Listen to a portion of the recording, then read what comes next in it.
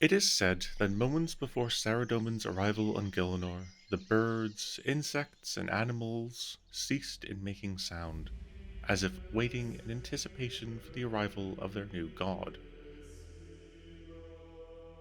Saradomin's arrival on Gielinor was heralded by his legions of Icene, magnificent winged humanoids Saradomin enlightened during his travels throughout the universe.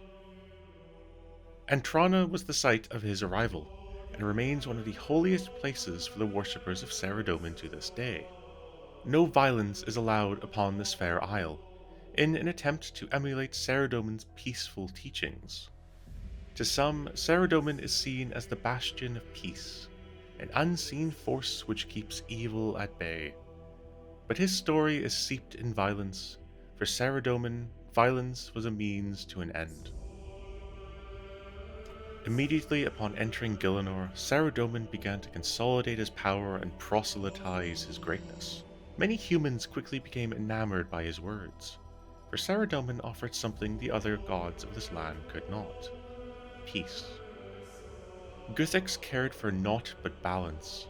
To him, peace was unbalanced, and so war was needed. Seren cared for naught but her children. To her, peace was only needed for them. Saradomin offered peace to all, but only through righteous holy war. And so set forth the wheels of irony, for it would be his followers, his spies, and his armies which would unleash the Elder Artifact from its shackles and lead to the creation of his nemesis, the god Zamorak, and the start of the God Wars.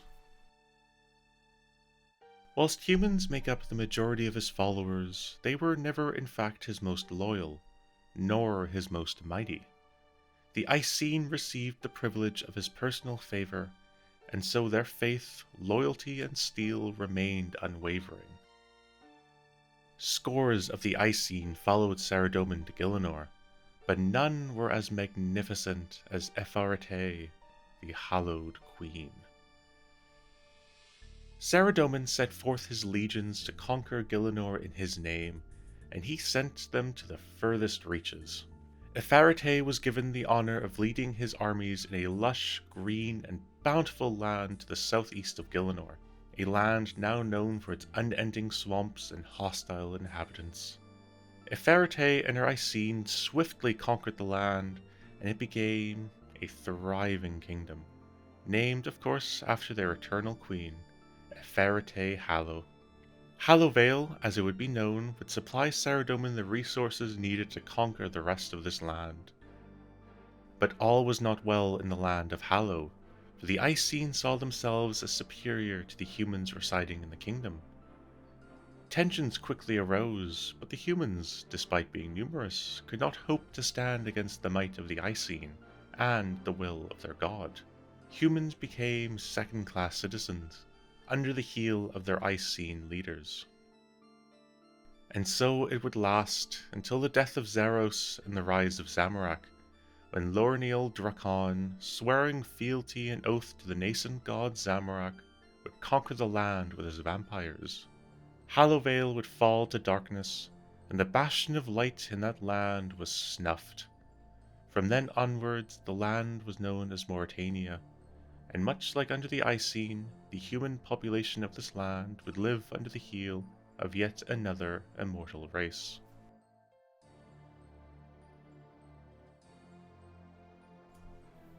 But Saradomin knew that for peace to enter his land, the wars would be bloody. And so he entered into a tentative alliance with the only other god who shared similar values as himself, the Hawk God Armadyl. Armadyl is a god shrouded in mystery, for few of his followers remain to this day, and little is written about his exploits. But what is known is that Armadyl arrived on Gielinor with his Aviantes, though, like their patron god, their history is shrouded in mystery too. The Aviantes' mastery of the air allowed Armadyl to quickly rule the skies, and he was able to dispatch his children throughout the land, searching for elder artifacts. But as skilled as they were in the air, the mastery of the ground left much to be desired. It was the Isle of Souls that uncovered their weakness, Their encampment was quickly overrun by the horde of Bandos, and with their defeat, the Soulstone fell into the hands of their enemy. Yet it would not be long until Armadyl discovered another artifact, one more powerful and deadlier than the last. Upon discovering the Elder Artifact, the aptly named Staff of Armadyl, the winged god hid it beneath a sacred temple, guarded by those who had mastery of land, the human guardians of Armadyl. Yet, in another bitter twist of irony, it would be the humans who would let the staff fall into the hands of a Zerosian general.